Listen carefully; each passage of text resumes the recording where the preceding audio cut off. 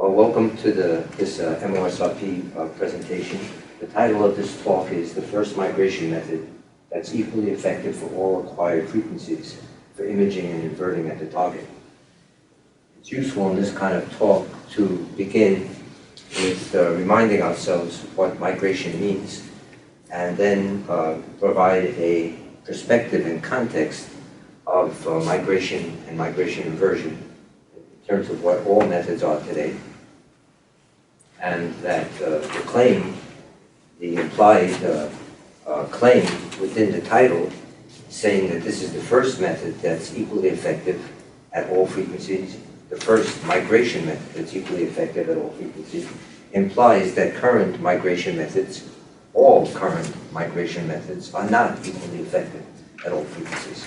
So one of the objectives of this talk is to demonstrate that claim, to show in what ways every single approach to migration today, without exception, assumes a high frequency, makes a high frequency approximation, which is by its very nature more effective for high frequency than low frequency. That is an important and timely understanding, because industry today has a great interest in low frequency in particular, for structure, subsalt structure, and for all amplitude analysis, including FWI and AVO. So if we're paying so much good attention and making significant progress on developing new sources and receivers and acquisition systems and better deghosting, and then if we're migrating or in some way bringing the data down, let's say pre-FWI or pre-AVO in a migration sense, and if in that process we are advertently or inadvertently not treating all frequency components with equal effectiveness, that's by itself worth knowing. Second objective in this talk is to present and illustrate the first migration method that is equally effective at all frequencies, and within the context and perspective that we're providing, to let the listener, to let the sponsors know when that new method would be an appropriate choice within your migration toolbox and when you would not need it. So those are the main objectives of this presentation. So to begin, as we said, it's a good idea to remind ourselves of the meaning of migration. And as that last slide said, this slide says, migration was originally and is today only meaningful for primaries. We'll have more to say about that. The whole idea at the beginning, and it remains today, is you have an event. You have an event on a time section, and you're looking to place that event on a time section and where it belongs on the structure map. That thought, that whole idea, from the very beginning and right to today, only has meaning for primaries. So, in terms of migration methods that employ or use, or wave methods, they have two components. One is a wave propagation component, and the other is an imaging condition. We'll examine each of these components in this talk in general terms, and then specific to the topic of this presentation, which is frequency fidelity of migration methods.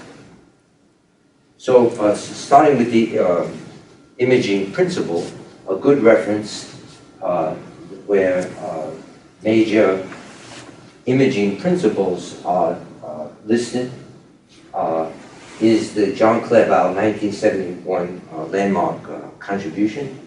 He lists three imaging principles: the exploding reflector model, which is for zero offset data; the time and space coincidence of up and down waves, meaning you have a wave that comes from a source, hits a reflector, and then that reflector generates a reflection data.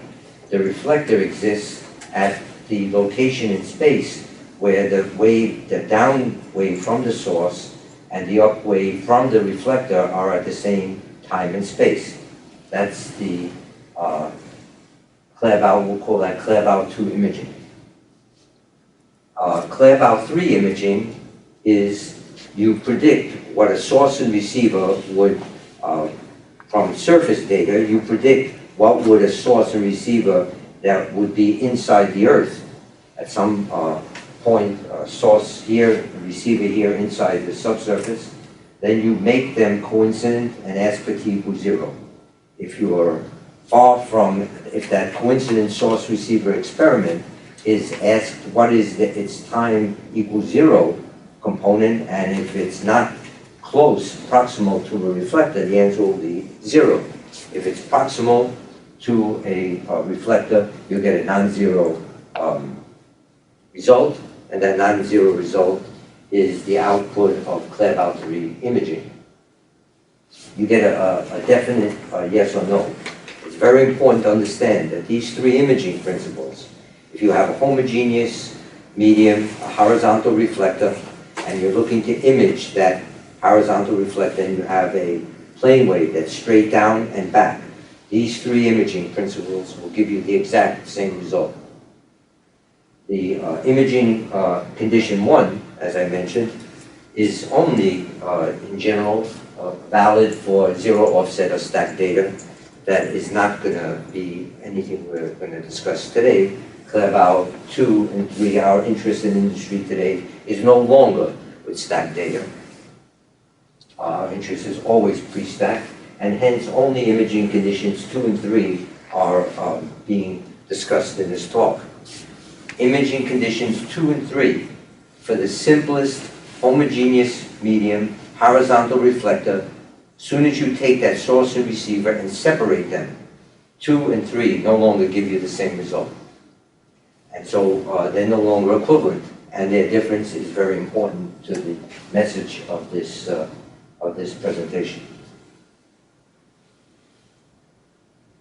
So what we're going to do is, before we start to look at comparisons of the different imaging methods, let's take a look at detail in a simple example, a simple realization of the Claerbout III imaging principle. The Claerbout III imaging principle, as I mentioned, is predict what a source and receiver would result in if they were in the subsurface, and then make them coincident at time equals 0. STOLT in 1978, landmark contribution, realized in the Fourier domain Claerbout III imaging.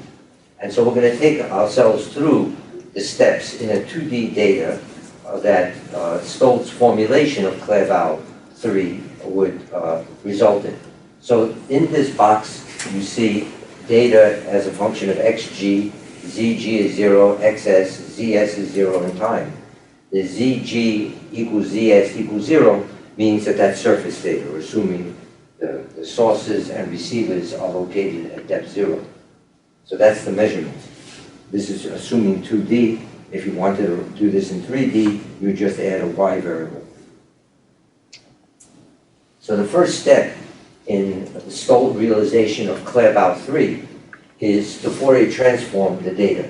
So this remains surface data. It just went from xg to kg, xs to ks, and t to omega through a triple Fourier transform.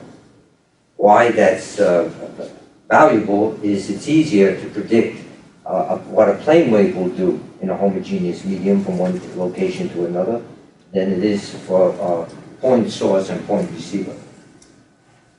So once you have the data in the Fourier domain, the measured data, item 2 here, in the Fourier domain, then it's simple to take that Fourier data, that Fourier transform data, and shift it to depth.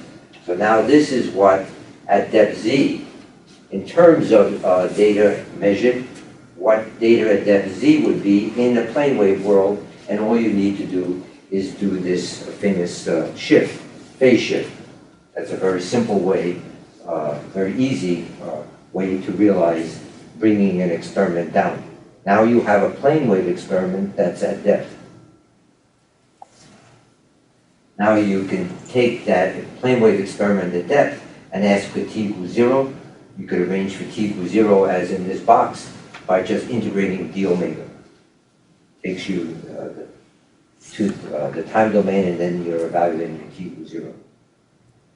The other part of the Claerbout III imaging condition is you need to make the source and receiver at depth coincident.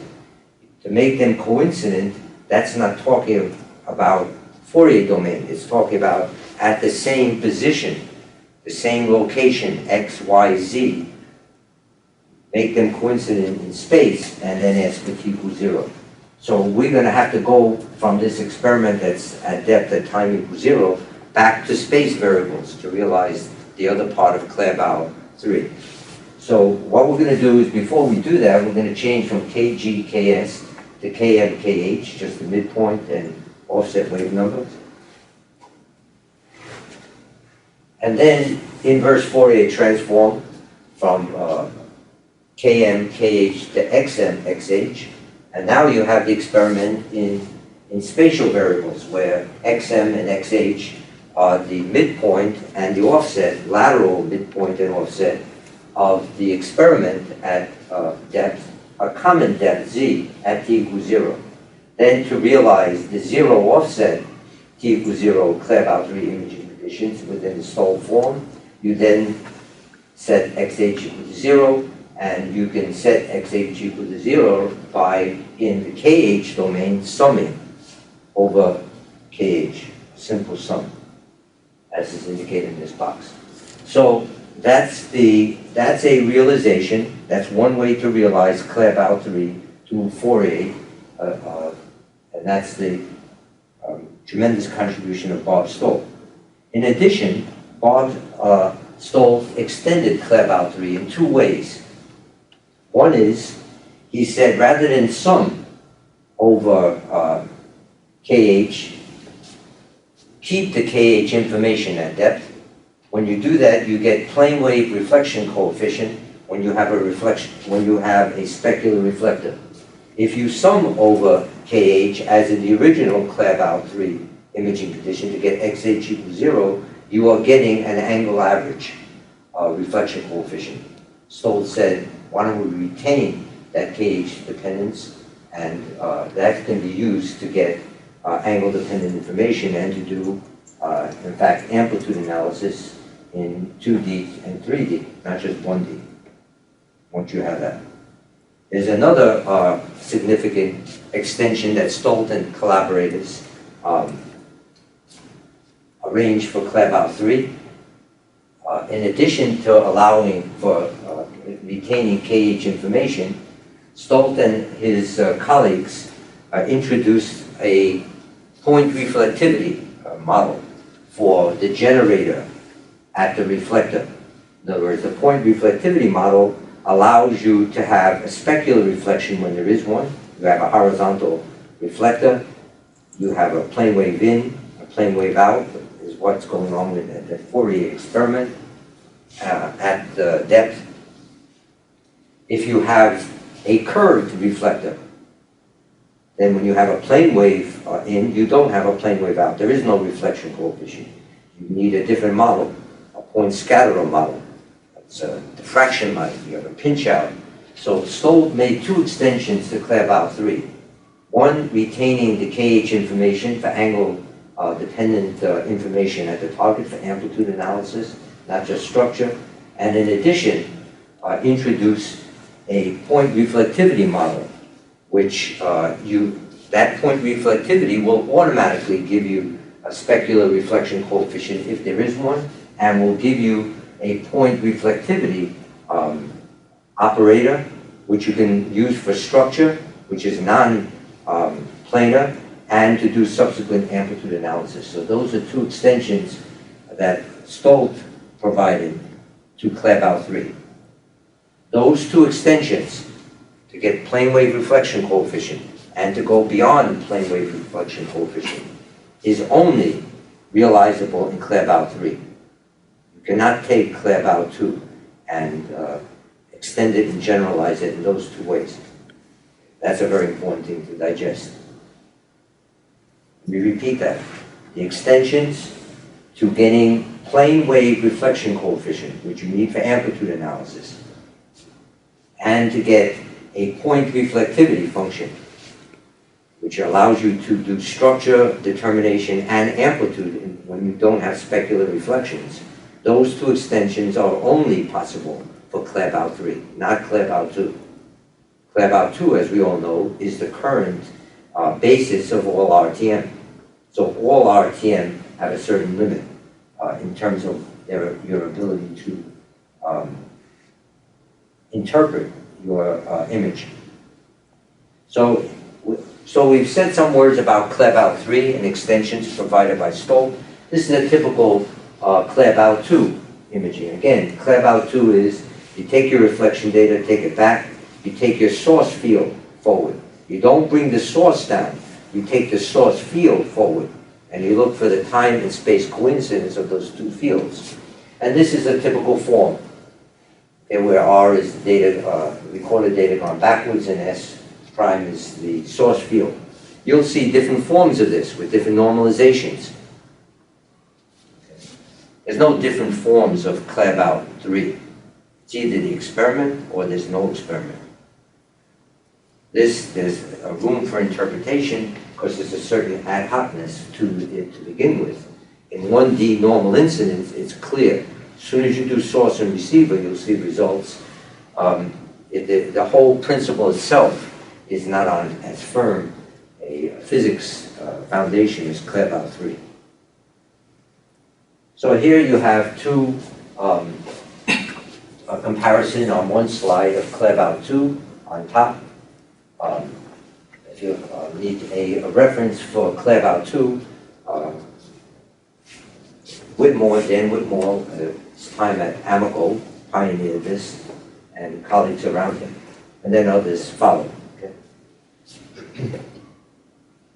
So you have two, so if on both you see there's a sum over sources. They couldn't be more different. When you do a, we will, let's look and compare these two now that we have a formula. Let's take the simplest case in the world where it's not a propagation issue. You have a homogeneous medium above some horizontal reflector. What could be a simpler imaging problem? Homogeneous acoustic medium over a horizontal reflector that you're trying to just determine where is it. And we'll apply Claerbout II and Claerbout III and see the difference that produces. So here is work of Yang Li Zhou. This is looking at the model I just said. We're looking to identify that reflector. And the migration velocity here, the migration velocity is 1,500 meters a second. So this is the result from Claerbout II. This is for one shot record. What you for one source and all receivers, that's the image you get. Perfect data, and just apply that formula. So there's an inconsistency in the image, and on the bottom figure, what you see is a blow-up, just a zoom to see that lateral inconsistency of an image. The image should be some, if you want to associate an image with something like structure and reflectivity, this, you're not getting something which is consistent in the simplest case imaginable for migration. This is the equivalent one-shot record for Claerbout III, STOLT migration. And you see, again, the velocity here is known, and you're migrating with a homogeneous single velocity, which is the velocity above the reflector. So you see a consistent image, and yes. Now, before we, what people do in practice, as all, probably everyone watching this video knows, is when that equation on top, Claerbout II, is performed for one shot record, in principle that should be giving you an image, but they see this inconsistency. So what they do is they stack over sources. They say, well, we'll just treat it as if it was noise, some form of coherent noise. We're stacking, we'll reduce it. And it does reduce it. How you interpret that, is, in terms of physical interpretation, provide becomes problematic. Compare Claerbout III. The sum over receivers, dxg, is required to bring the receiver down. The sum over sources, dxs, is required to bring the source down. The sum over sources is not fixing something wrong with the one shot record result. Each one has an objective. The sum for one shot record, you get the receiver down, and then you sum over shots in a weighted sum to get the source down to get the experiment. Second, the sum over sources in Claerbout III is not fixing something intrinsically amiss in Claerbout II. Okay. So what if we make the velocity C0 over C1, a discontinuous velocity, and we compare these two results?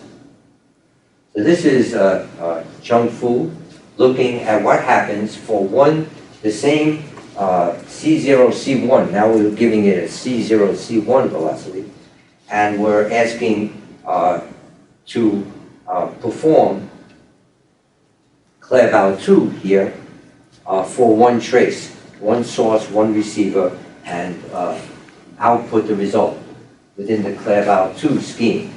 And you get this ellipse that will have some more the same. You get these famous rabbit ears, okay, due to the C0, C1 activity. So people have figured out that that's an artifact, those rabbit ears, and people like Fachi Liu, Jacques Levé, Scott Morton have designed methods to remove them within Claerbout II imaging when you're imaging with a discontinuous velocity. So here's a result where that type of artifact reduction has occurred. This is that same result, not for one source or receiver, but now for one shot record. And you get that blur above, which is sort of the combined rabbit ears, and you get a lateral inconsistent image. If you remove the rabbit ears, you get a reduction. This is a very small offset section, but you can see even here that for this single horizontal reflector, the image here is not consistent. And in fact, the reduction, the removal of the rabbit ears can have a negative effect on the image itself. Let's compare this to Claerbout III. This is a result of Chung Fu, where something new has occurred here. To image a single horizontal reflector, as Yang Li Zhou showed earlier with C0 as the migration, you would produce that bright upper part of that image. That's what the experiment of a coincident source receiver right above that single reflector will produce. That dark image right below is what happens when you predict the source and receiver below the reflector. To do that, you need a way to realize Claerbout III, where waves are moving in two directions in the medium that you want to predict the experiment. To carry out this, to produce this figure requires a new form of migration. Not for the bright, but for the dark. If you don't have a new form of migration that we will describe in detail, you're not going to get bright and dark. Not only is it bright and dark, there are no rabbit ears, and it's a consistent image for what reflection is above and reflection is below. Like R1 and minus R1 is what you're seeing here. So why would this matter? If you believe that you can get the velocity at top salt, I'm not talking about smooth, discontinuous. People work very hard to try to get a discontinuous velocity across top salt. This is what you'll get if you do Claerbout III there. There's no rabbit ears. You can get the reflection coefficient above and below the top salt. So for that kind of ambition where people in general hesitate to give a discontinuous velocity, but in cases where you do, this is the first and only method that will provide a migration method that will take you through an image from below a reflector. So, okay.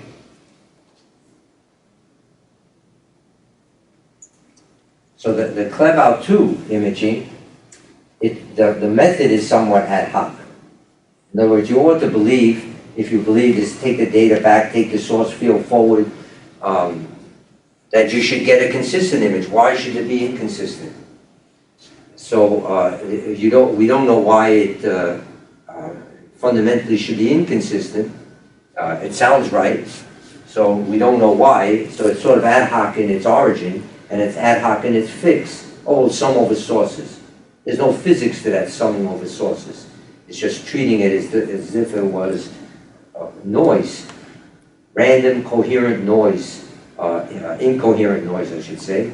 It's not noise, it's the Claerbout II has some intrinsic issue that needs to be mitigated by summing over sources. Okay, so what we've hoped to demonstrate is that Claerbout II and Claerbout III are very different.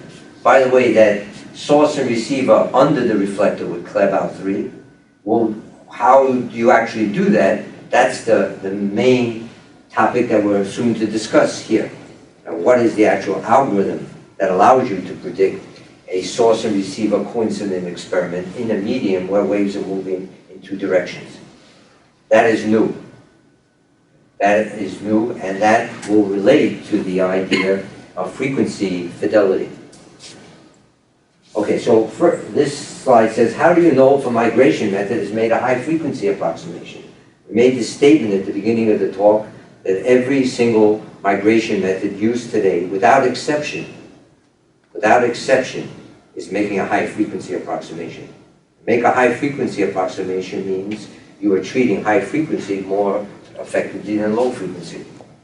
How do you know whether a migration method has made a high frequency approximation? There's a whole set of different ways that high frequency approximations can enter migration.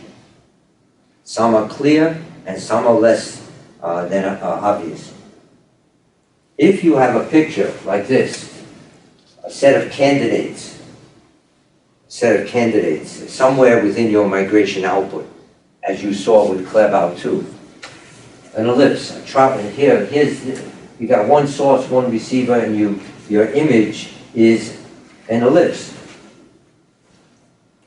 If you have an ellipse in your at any stage in your migration, that's an indication you've made a high frequency approximation. That picture is a ray theory picture to the ellipse and back. That's not what waves do. So if that picture is in your migration, then you are making a high frequency approximation. Here's a comparison by Yang and Zhou of, for one source and receiver, what Claerbout III and Claerbout II will do under that perfect homogeneous medium with a horizontal reflector. You see Claerbout II giving you an ellipse, and Claerbout III does not. Gives you something local, and Claerbout II, in the simplest realization, we have perfect data, homogeneous medium, horizontal reflector. You ask, what is the image, the contribution to the image for one source and one receiver? You get a set of candidates. Claerbout III will never give you candidates. It brings you to a point in the Earth where you have a coincident source and receiver at time equals 0. If there is a non-zero result for a coincident source and receiver at time equals 0, you are at a reflector. There is a structure there. It's not a possible structure. The picture on the right is a set of possible reflections points. You have no idea whether any one of those points on that ellipse is a reflector. That's intrinsic to Claerbout II. It's intrinsic, hence, to all current RTM and all extensions of current RTM. So if you're doing RTM today and any extension of it, understand you've made a high frequency approximation in your migration. So there are other ways that high frequency approximations can enter migration. Obviously, if you make a stationary phase approximation, we all understand how that will, that intrinsically is high frequency. So that's very clear, that's very overt. There are other, like Claerbout II, if you tell people RTM with all the money you're spending is a high frequency approximation, I don't think many people would be aware of it. People like STOLT, of course, are aware of it, but a lot of people would be surprised that after collecting all this data and deghosting and everything, that they're going to a most expensive migration methods and not treating all the frequencies that they worked so hard to acquire and deghost, and not treating them equally effectively at all frequencies. But you are. Okay? That ellipse just is a dead giveaway. As long as you have candidates of reflectors that might be, you are in the world of high frequency ray theory, and that's intrinsic to Claerbout II. Claerbout III does not have that. There's another subtle, this item. So if you have stationary phase, of course we know, and you will see an example of that. That means you just assumed high frequency. Item 3 is subtle.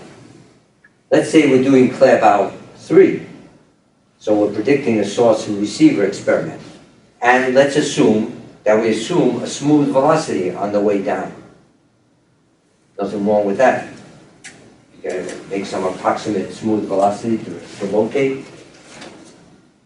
If in that smooth velocity model, you are assuming that at every point in that, along that path, that the wave is moving in one direction, down on the way to the reflector and up through that smooth velocity back to a receiver. If you are assuming at every point in its trajectory that it's moving in one direction, you have made a high frequency approximation, even if you're using Claerbout III. Because if you have only time you have a wave that moves in one direction is for homogeneous medium. As soon as you have any deviation from homogeneous, at every point in that medium, there's a part of that wave that's moving down and a part of that wave that's moving up. And if you assume that it's only moving down, you have made a high frequency approximation. So that's very important. That's when we are saying we're going to be doing Claerbout III with two-way waves. It's not going to ever assume that on the way down it's moving in one direction. It's going to predict the field, not a one-way approximation. So if you're doing diving waves, where you have some V of Z and you do this, with your RTM you do that, first of all, your RTM, the imaging principle by itself, is high frequency. But if you're assuming this, and then this, along that path, every single point, even though overall your wave has gone in two directions, at every point you're assuming the wave is going in one direction, down, down, down, then up, up, and then down, and then up. That is an additional high frequency approximation. So that's a high frequency approximation that is less than obvious. So let's take a look at this STOLT migration. A very common approximation to STOLT. STOLT migration is for homogeneous medium. So the wave is moving down and move up.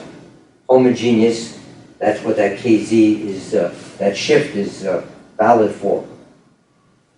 When you do those stationary phase approximations that are on the lower part of the screen, those two, over DKSX and DKGS, two things are happening. One is the propagation model is being approximated as high frequency. Second, and equally, maybe even more important, the transformation from wave number to space at the target is being injured. So what happens is you, in that set of stationary phase approximations, you end up with Claerbout migration, because in the stationary phase approximation is doing more than approximating some high frequency on the travel down and back. It's in the trip between the Fourier data at depth and space at depth. That's included. That approximation's included there, and that loses the experiment. In going from KGKS to XGXS through stationary phase, you have lost. It's no longer X and YZ, a coincident source experiment. You are not making an approximate experiment. You are going back to candidates. Okay? It's that second piece that does that injury. Okay? So Kirchhoff is a high-frequency approximation. You get candidates. All current RTM is high frequency. As soon as you see that ellipse, it's a giveaway. Okay, so Yu Zhang, Sheng Zhu, Noam Bleistein pioneered very significant extensions of Claerbout II to allow for a geometric optics reflection coefficient relationship. There's an assumed model that the reflection data and the source field are related through a geometric optics reflection coefficient. And they get structure plus a geometric optics reflection coefficient. STOLT and collaborators, as we said, did two extensions. One is plane wave reflection coefficient, and the other is point reflectivity. Plane wave reflection coefficient, geometric optics reflection coefficient are not equal. Geometric optics reflection coefficient is a high frequency approximation to plane wave reflection coefficient. If you look at Aki and Richards or any other book that's serious on amplitude analysis, you need plane wave reflection data to do changes in elastic properties intensity. So here's an example that Yang Zhou showed. Here's the difference between geometric optics reflection coefficient and plane wave reflection coefficient. Where the red is the geometric optics and the blue is the plane wave. If you're doing nonlinear amplitude analysis and you're doing geometric optics instead of plane wave, then you need to be concerned with that difference. You do nonlinear activity on your image.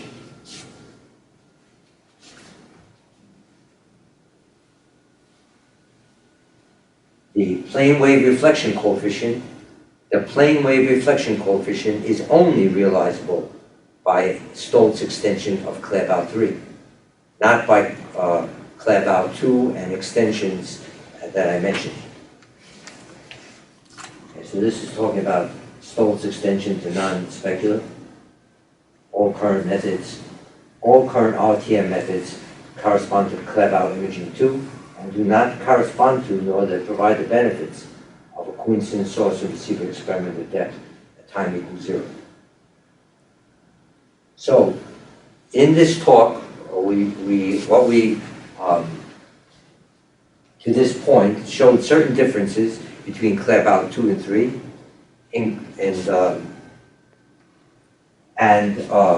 and different ways that high frequency approximation can end this migration. So what our group is pioneering and developing and will be delivering is the first Claerbout II, or STOLT's extension of Claerbout III, I should say. STOLT's extension of Claerbout III with all the benefits of that imaging principle that we have already mentioned, but allow that experiment to be predicted in a medium where there are two-way waves propagating. That early picture we showed where it was bright and dark, that was using this new development within this group. And so there are 4 benefits for that. Get a tool for analyzing, in fact, primaries and multiples, more effective RTM.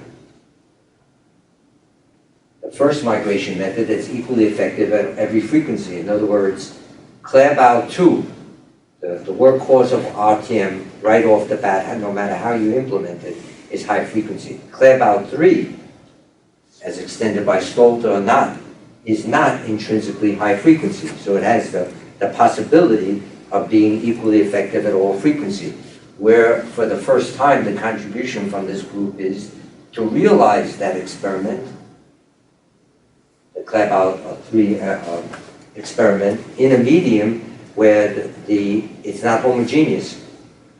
Make it that simple. Make a smooth velocity, fine, make it smooth.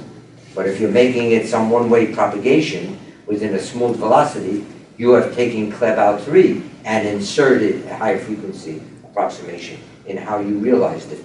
So it can come from the principle itself or how the principle is realized. We're providing for the first time Claerbout III, which is intrinsically not high frequency, and implementing it for the first time in a way that doesn't make high frequency approximation. That's the advance. That's the contribution. That's the progress that this is reporting. So how do we arrange this experiment? We need to predict. This is talking about how do you predict the experiment, the source and receiver required for Claerbout III in a medium where waves are moving in two directions. And you don't have to get very fancy. You don't have to go through a discontinuity to get waves going in two directions. As soon as you have a medium that's not homogeneous, you have waves moving in two directions, on the way down and on the way back. At every point, they're moving in two directions. Okay. So to allow for that in your imaging is to treat all frequencies with equal respect.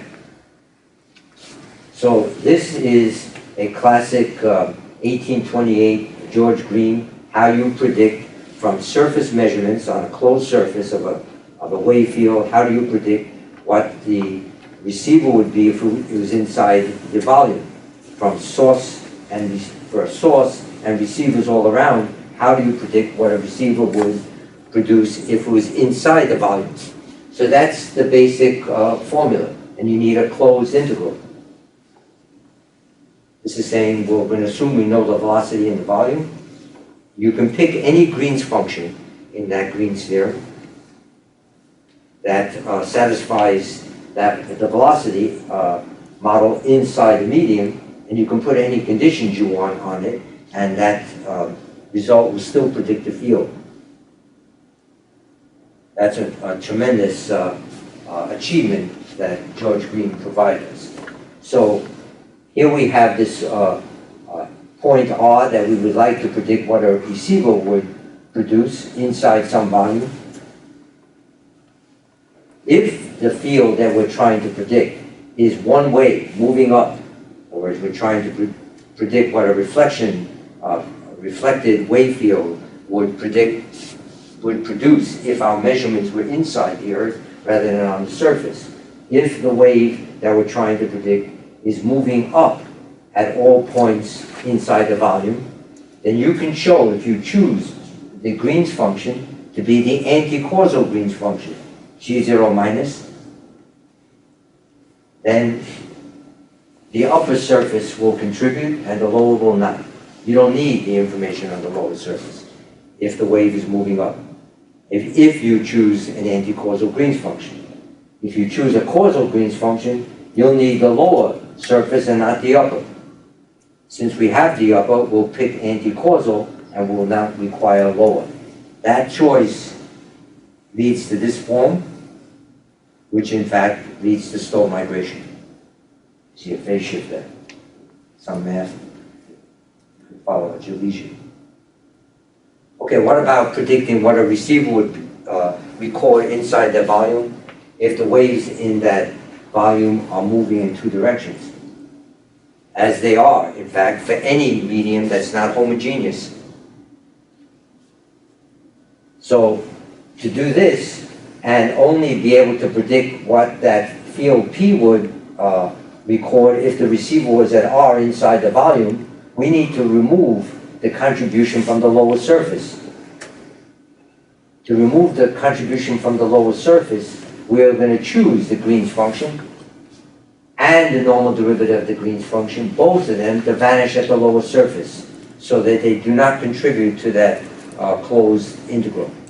That is what occurred when that earlier result of Chung Fu produced bright and dark. there was a use of a Green's function, which along with its derivative vanished below the point, at a level below where you're trying to predict the experiment. If you don't do that, you cannot predict that source and receiver under that reflector. There's no way to do it. To predict that bright and dark without what we're about to show. So this formula is what was used in that example. This formula is the extension to two-way waves. What STOLT's formula is for one-way waves. This is how you predict an experiment inside the volume if the wave you're trying to predict is assumed to be moving in one direction. This is what you get if you assume it's not moving in one direction at the point where you're imaging and everywhere above it. So both require sums over sources and receivers. The sum over receivers predicts the receiver. The sum over source predicts what the source will predicts the source inside the volume as well as the receiver. The sum over sources is not fixing something wrong with the sum over receivers. Okay? So what's underlined in red here is the activity that in a volume where you have two-way wave propagation, that's the contribution that arranges for the receiver to be predicted inside the volume. The outer integral over shot then does the same over shot and brings the source and receiver both down. One of the side benefits of that procedure, first of all, this method is valuable on its own. Let's just say a word. When would you use this? Let's just say right now, when would you use it? When wouldn't you use it? If you are looking to do subsalt imaging and you lose a lot of high frequency because of the absorptive dispersive nature of salt, and you covet low frequency, then you don't want to be making high frequency approximations in your imaging. So if that's your situation, then we suggest you consider this type of migration within your toolbox. If you're doing any amplitude analysis where you covet low frequency in your image, if you are doing FWI and you want to have the whole wave field inside some point in the Earth before you do model matching, how you get that experiment at that point in the Earth ought to be respecting all frequencies in the process. Otherwise, you will inadvertently be maltreating low frequencies and treating high frequencies with more effectiveness than low. So whether you're looking at migration inversion, which does migration before amplitude analysis, or you're bringing some experiment to bring the whole experiment there and do model matching for FWI, how you brought that experiment to some point, we suggest that for any amplitude analysis, you might want to consider this kind of new migration method. When would you want this or need it? If you're dealing with a structural image problem where you don't have a major absorptive dispersive overburden, do RTM, do Kirchhoff, whatever, those will do just fine if you don't have. So it's a toolbox issue where we're looking to provide another option in your toolbox, which when you are concerned with treating all frequencies with equal effectiveness, you have that ability. That's what this formula is providing for the first time. Okay, as a side, this formula allows us to analyze what happens to primaries and multiples when you migrate. There's a paper by my colleague, Feng Liu, that we published in Journal of Seismic Exploration that does the math behind the cartoons that you're going to see. This is what happens when you arrange for Claerbout III. This cartoon is showing you what the experiment will be as that source and receiver moves down and then past the reflector. It's this, what you just saw right there, is This is what Chung Fu did in getting that bright and then dark. To get this experiment here, minus R1 requires that formula I just showed you. If you don't have that formula, you're never going to predict minus R1. You don't have to get very complicated. There's no way you need that. Yes? If you're trying, so you had a workshop at the last SEG in New Orleans. The workshop was called Deep Primary, removing the problems in imaging primaries. The reason that workshop exists, the reason they got, it's all the rabbit ears and all of the cousins and relatives of rabbit ears that occur in Claerbout II. If you do Claerbout III, that whole workshop is not called for. Claerbout III doesn't have any deep primary. Okay? That deep primary workshop is because industry is using Claerbout II. Claerbout III is just the answer to that. There's not a single issue that's discussed in the deep primary world that exists in Claerbout III. Okay. So, here's the experiment moving down, and what you're seeing here is a free surface multiple in the primary. And the point is here, when you have this source and receiver here, right above, when you predict what a source and receiver does at depth, in terms of what recorded sources and receivers are, you're making a map. There's this Green's function, blah, blah, blah, that predicts what a source and receiver will do at depth in a medium where there's two-way. As soon as you go underneath, you need that. So all these cartoons just represent what, in this paper with Fang Lu, we show analytically. It's just giving you a cartoon rather than the mathematics behind it. The point being, if you have sources and receivers that are measured, and you predict sources and receiver experiment at depth, then that experiment at depth will care about every event that you measured. The new experiment will care about the original. Every event in the new experiment will care about every event in the actual experiment, without a doubt. But once you say, make the source and receiver coincident at time equals 0, then only the primaries in the original data will contribute. Because if you see this picture on the left, and this experiment right above that source, right above that reflector, this primary, that short leg primary right above, came from the primary that was original in the original data. And the free surface multiple in this experiment came from the original free surface multiple that was, and when you ask for t equals 0 there, you get that. In other words, that multiple, that free surface multiple, will not enter the image. It will enter the experiment, but not the image. The same is for an internal multiple. Yes. So the math behind all this, if you don't use that new migration method that we wrote, yes, you're not going to be able to predict that experiment. Let me just make that clear. Yes? All of G0 Dn is what resides behind this movie. The movie is just a cartoon representation of what the experiment is, as you predicted. Okay? So what you're seeing here is that internal multiple, for example,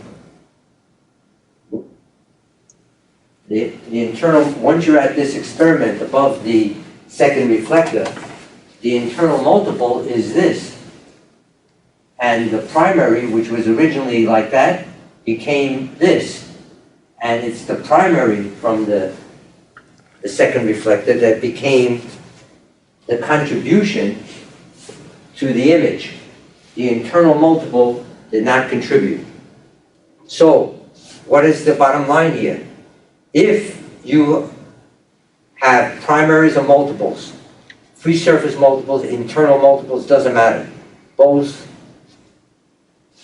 If you were able, as here, to have an accurate discontinuous velocity model, if you were able to have an accurate discontinuous velocity model, and you migrate it with Claerbout II, as has been provided now by us for, in a medium with two-way waves, then you don't need to get multiples out. Multiples will never contribute to the image. Multiples, you'll get the same image whether you take the multiples out or you leave them in. It won't cause any harm. And you could, if you could today remove, if you could provide an accurate discontinuous velocity model in practice, then multiples would be no problem, as long as you did Claerbout imaging 3. So that's the reason multiples are a problem and have to be removed is very simple. We are unable in practice, in general, to give an accurate discontinuous velocity. It's that fact. The inability to provide in practice an accurate and reliable discontinuous velocity is why multiples are a problem and need to be removed. They're a problem that's been progressed. We've had progress on it, but it's not a closed subject. So if you are using a smooth velocity and you put primaries and multiples into your migration algorithm, every multiple will give you a false image. And that's why they need to be removed. So if you're going to be migrating, I don't care whether you use Claerbout II or Claerbout III, if you're trying to migrate primaries, recorded primaries, multiples must be removed as long as you're giving it a smooth velocity. And for the next several centuries, we'll be stuck with that. Yeah. So people who say we don't need to remove multiples anymore, you have to show me how you're going to be migrating your recorded primaries. You must remove multiples in order to migrate recorded primaries.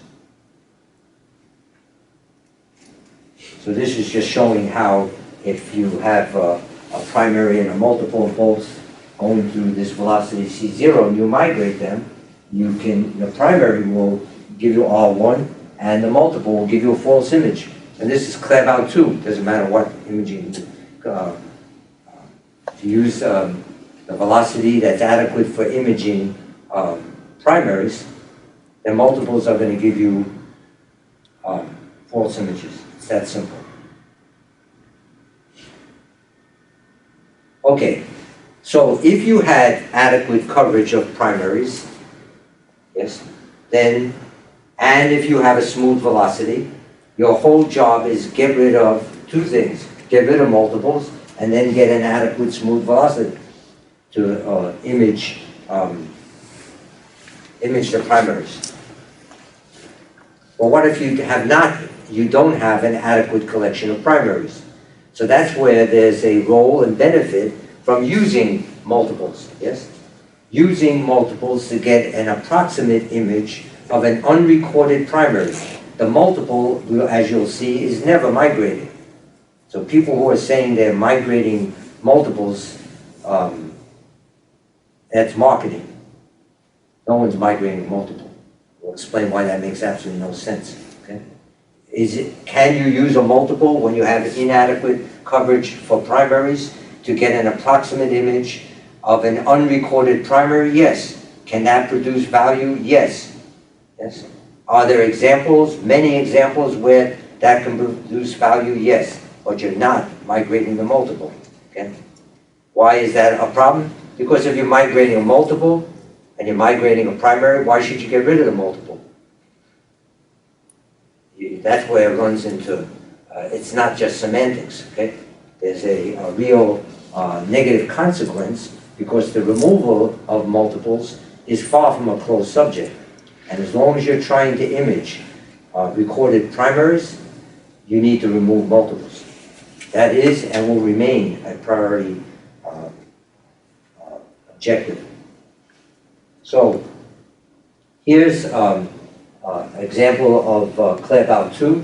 We're going to illustrate how people use a recorded multiple to get an approximate image of an unrecorded primary. Okay, so this is Claerbout II, where you take a single reflector, you bring the receiver down, you take the source field forward. Please understand again, bringing the source field forward in Claerbout II is not bringing the source down, it's bringing its field down. I can't emphasize that enough. You're not predicting what a source will do at depth in Claerbout II. You're saying, here's the source, what is its field? Okay. So here you see a good result with Claerbout II for this normal instance case. And then here's what happens with a multiple, and when people use the multiple to get, so let's say you have that multiple recorded and it's deghosted, and you also are able to isolate this primary, which is in fact the opposite of, it's deghosted on the source side, but you retain the ghost on the receiver side and remove the deghosted part on the receiver side. So you have this event and you have this event, and you want an approximate image of that assumed unrecorded primary. So if you have this event, you can treat this receiver here as a source and forward its field through this medium and take that receiver from that multiple and take it back, getting an approximate image of that unrecorded, assumed unrecorded primary. The first thing is, if you do it in the simplest case in the world, you don't get the right amplitude. You get R1 cubed instead of R1. In addition, this whole business of taking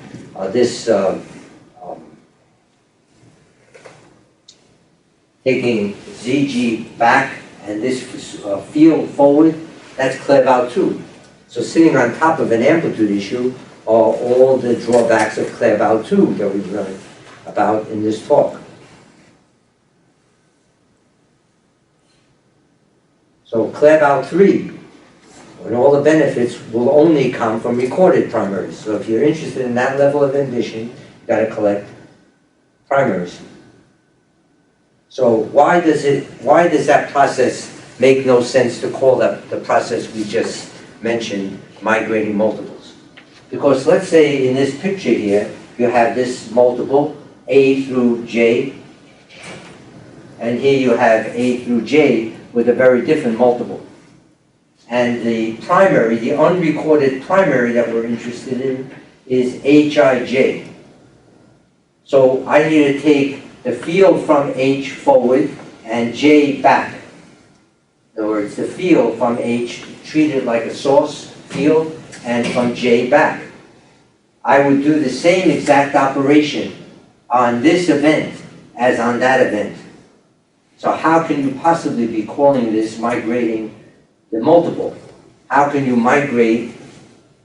call that migrating A through J when the process that I'm applying couldn't care less about what goes on between A and G?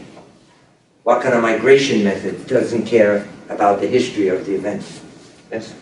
So what you're doing is you're using a multiple here to get an approximate image of a primary, and the velocities that you need are the velocities of the primary, not anything to do with this, because this is what you're looking to approximately image. Okay? Is that valuable? Definitely. Does it have crosstalk issues? Yes. There's no method that doesn't have issues. The problem is to use it in a balanced way to understand that it has value, but this use of multiples doesn't in any way supersede the issue that multiple removal remains a priority and an open issue with many challenges. Okay, so let's move forward. Let's just summarize this. So Claerbout II imaging is a high-frequency approximation. Claerbout III imaging is not a high-frequency approximation. The only medium that has one-wave propagation is a homogeneous medium. If you assume that you have one-wave propagation for a non-homogeneous medium, you have made a high-frequency approximation. We have described and illustrated a new migration method that generalizes the non-asymptotic STOLT extended Claerbout III imaging principle and applies it for inhomogeneous medium without high-frequency one-way wave assumptions. That's the delivery here.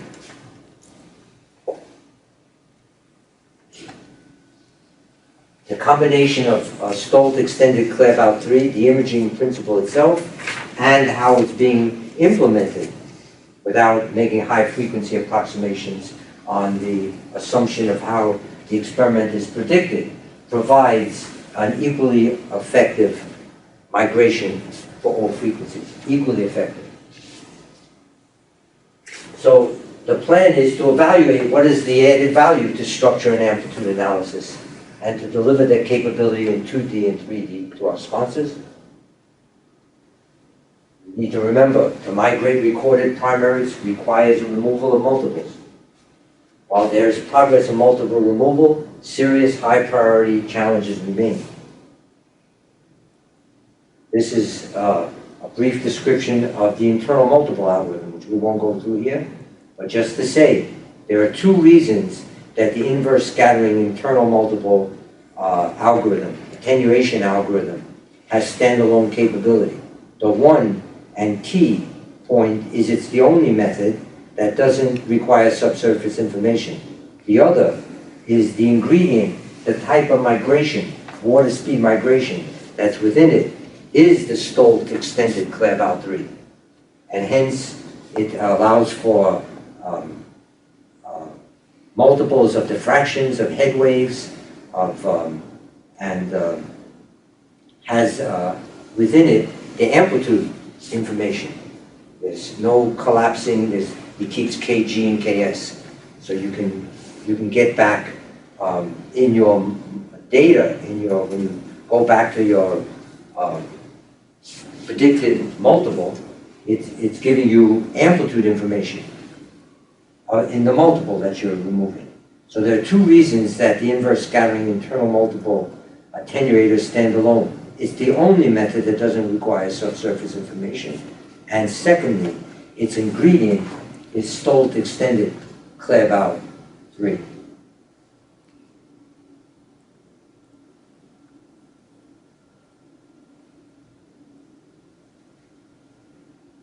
So this is saying that we're providing a newer, more capable method for migration. And one of the things we're looking at is how to use this new migration, this new STOLT extended Claerbout III in a variable velocity medium to progress the capability of the attenuator towards an eliminator. Just as we place this project within the context of other methods of migration, we're going to just say a word of where does this project sit within all the deliverables of this program. So there are 4 or 5 major deliverables for this year.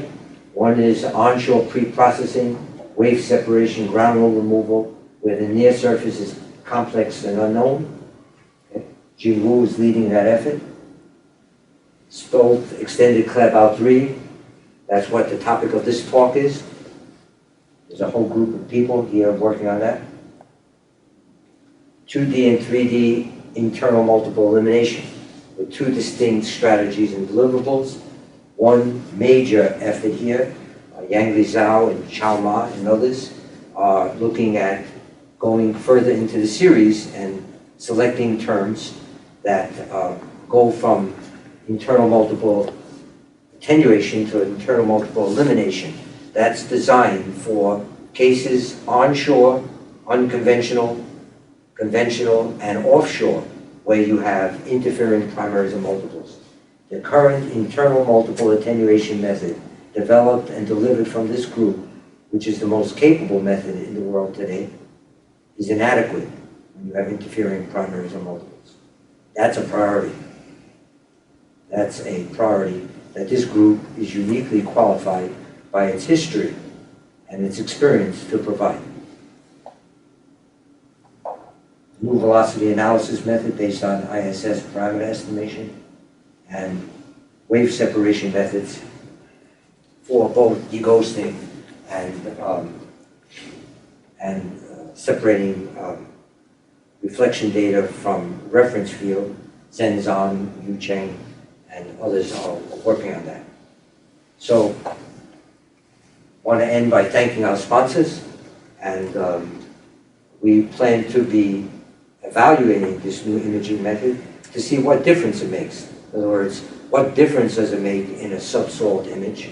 What difference does it make for amplitude analysis? And when we say what difference, what we mean is, does it change, ultimately change, a drill, no drill decision? That's the ultimate measure. And I thank our sponsors for their encouragement and support.